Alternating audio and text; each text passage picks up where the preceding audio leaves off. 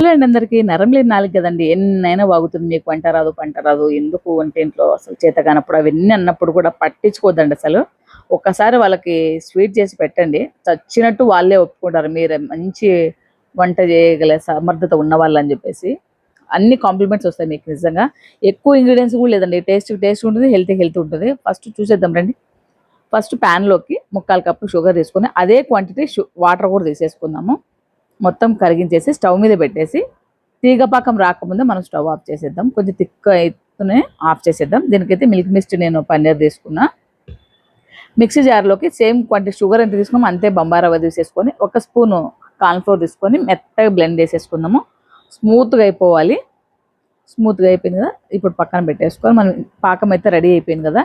ఇందులోకి నేను సాఫ్రాన్ లేదని చెప్పాను కదా, దీని ప్లేస్లో ఇప్పుడు ఫుడ్ కలర్ వేసాను అనమాట.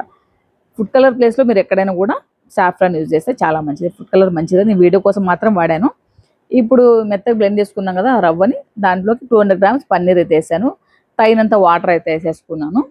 దీన్ని కూడా మెత్తగా పేస్ట్ లాగా చేసుకుని బ్యాటర్ చూపిస్తున్నాం కదా ఈ విధంగా ఉండి కొంచెం పించి సాల్ట్ కూడా వేసేసుకుందాము.